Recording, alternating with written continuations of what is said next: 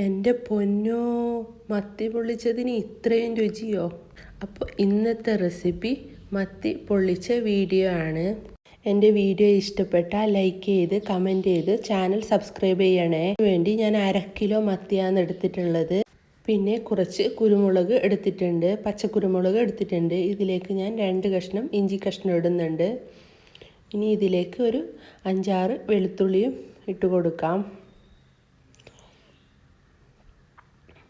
ഇനി ഇതിലേക്ക് കുറച്ച് ചീനമുളക് ഇട്ട് കൊടുക്കാം.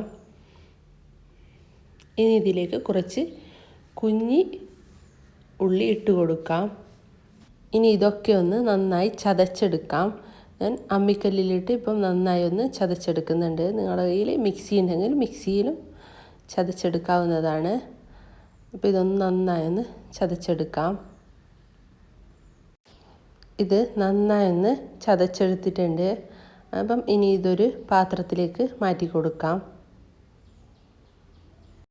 ചതച്ച് വെച്ചതിലേക്ക് നല്ല കളർ കിട്ടാൻ ഇതിലേക്ക് 1 സ്പൂൺ മുളക് പൊടിയും മഞ്ഞൾപ്പൊടിയും ചേർക്കുന്നുണ്ട്. ഇനി നന്നായി ഒന്ന് മിക്സ് ചെയ്തതിന് ശേഷം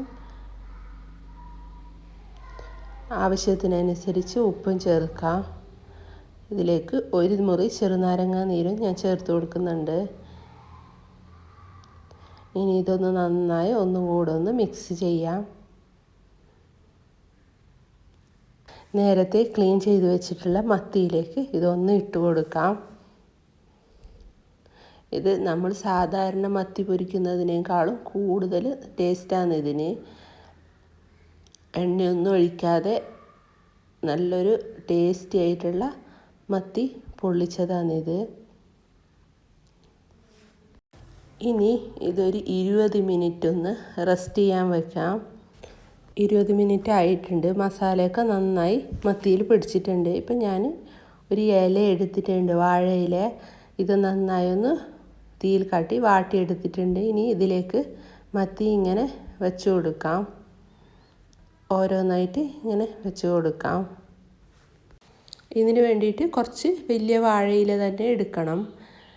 ഇനി അപ്പുറത്തുനിന്നും ഇപ്പുറത്തുനിന്നൊക്കെ ഇങ്ങനെ ആക്കി നന്നായി ഒന്ന് കെട്ടിക്കൊടുക്കാം. ഞാൻ വാഴേൻ്റെ നാര് തന്നെയാണ് ഇതിനെടുത്തിട്ടുള്ളത് കെട്ടിക്കൊടുക്കാൻ. മത്തി എങ്ങനെ ചെയ്താലും കഴിക്കാനൊരു ടേസ്റ്റ് വേറെ തന്നെയാണ്. അപ്പോൾ വാഴയിലൊക്കെ നമ്മൾ എന്തുണ്ടാക്കിയാലും അതിനൊരു രുചിയും ടേസ്റ്റും വേറെ തന്നെയാണ്. അപ്പോൾ ഇത് ഞാൻ കെട്ടിക്കൊടുത്തിട്ടുണ്ട്. അപ്പോൾ മുഴുവനായും ഇങ്ങനെ മത്തി വെച്ച് നമുക്ക് കെട്ടിക്കൊടുക്കാം. നന്നായി ഒന്ന് കെട്ടിക്കൊടുക്കാം.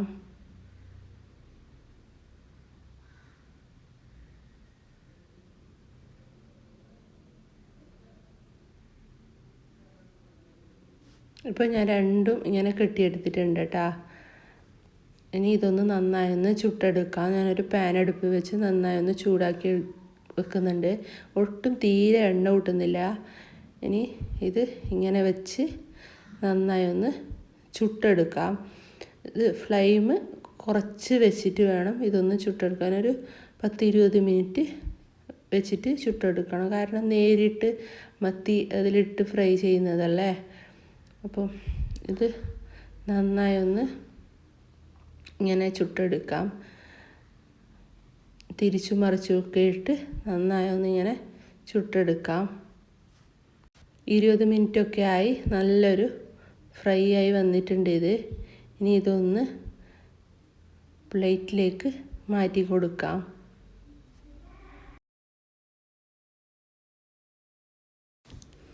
ഇനി ഇതൊന്ന് നമുക്ക് നോക്കാം ഇതെങ്ങനെയുണ്ടെന്ന്.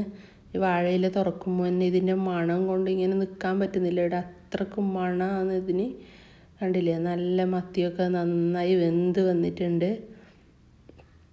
മത്തിയൊക്കെ നന്നായി വെന്ത് വന്ന് നല്ല സോഫ്റ്റായി കിട്ടിയിട്ടുണ്ട്.